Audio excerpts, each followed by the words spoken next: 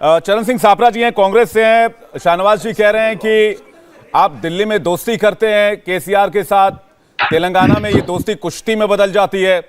कैसे रोकेंगे बीजेपी को 2024 में? देखिए, यूं तो राष्ट्र कार्यकारिणी की बैठक, ये थोड़ा एको आ रहा है, एको निकलवा दीजिए टेक्निकल टीम को बोल के। राष्ट्रीय कार्यकारिणी की इनकी बैठक चल रही है, ये तो सभी पार्टियों का अधिकार है, वो अपनी कार्यकारिणी की बैठक करते हैं, उसके अंदर नई पॉलिसियां बनती हैं।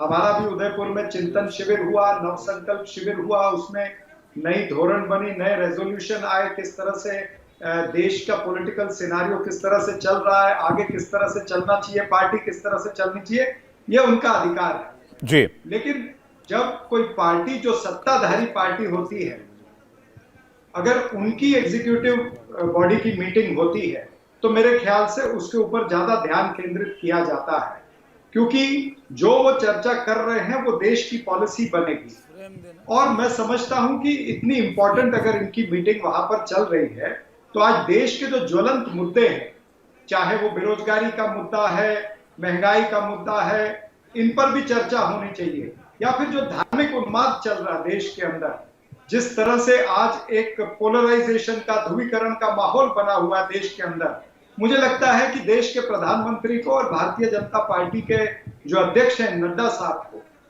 इनको इस पर भी बातें करनी चाहिए, ताकि इनके जो फ्रिंज एलिमेंट्स हैं, जिनको ये फ्रिंज एलिमेंट कहते हैं, इनके फ्रिंज एलिमेंट पर किस तरह से अंकुश रखा जाए, देश के अंदर जो धार्मिक संवाद है वो चलता रहे, वो न बिगड़े, अनेकता में एकता की बातें जो है उस पर चर्चा होनी चाहिए। और आदरणीय प्रधानमंत्री जी को महात्मा गांधी और सरदार वल्लभ भाई पटेल जी के जो उद्देश्य है, जो उनके आदेश है, वो सारे अपने नेताओं को सिखाने चाहिए कि भारतवर्ष में और भारत की सरकार को जिस तरह से राजधर्म निभाना चाहिए, वो राजधर्म निभाते हुए देश के अंदर कोई धार्मिक उन्माद ना हो, कोई यहाँ पर ऐसा संकट ना आए, कोई इनके फ्रिंज एलिमेंट। ये आपके सुझाव तो बड़े अच्छे हैं सापरा जी, इससे धर्मों में विवाद हो। मैं माफी चाहूंगा, आपको बीच में रोक रहा हूं। आपने कुछ बताया नहीं, आप 2024 में मुकाबला कैसे करेंगे?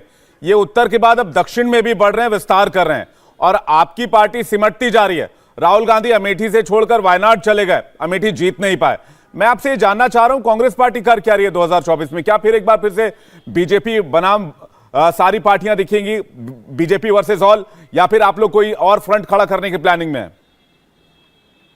देखिए, निश्चित रूप से भारतीय जनता पार्टी जो कर रही है वो कांग्रेस पार्टी नहीं कर रही है। जिस तरह से ये असंवैधानिक तरीके से और लोकतांत्रिक तरीके से सरकारें गिरा रहे हैं, जिस तरह से इन्होंने कर्नाटक की सरकार गिराई, मध्य प्रदेश की सरकार गिराई, अब महाराष्ट्र की सरकार गिराई, इससे पहले अगर देखा जाए तो 2016-17 में उत्तराखंड, अरुणाचल प्रदेश और इसी तरह से गोवा, मणिपुर, ये तमाम सारी सरकारें जो भारतीय जनता पार्टी गिराती आई है, जो सत्ता बल, धन बल और बाहुबल का पुरजोर उपयोग होता है, जिस तरह से औरंगजेब निकलता था लड़ाई लड़ने के लिए, इस तरह से ये निकलते हैं और सारी लोकतंत्र को तार तार कर देते हैं। आपको पता है महाराष्ट्र में किस तरह से सरकार बनी है, किस तरह से 50 विधायकों को ले जाकर के पहले सूरत में, गुवाहाटी में और फिर गोवा में जाकर के उनको रखा गया, कितना करोड़ों रुपए खर्चा होता है। और फिर ये भारतीय जनता पार्टी शासित राज्य है जहां पर ये जाते हैं, तो ये सारा नजर आता है जनता को कि किस तरह से सुयोजित तरीके से हो रहा है। ये सुयोग नहीं है, ये सापरा जी, अभी भी आप भारतीय जनता पार्टी जो प्रयोग करती है जी,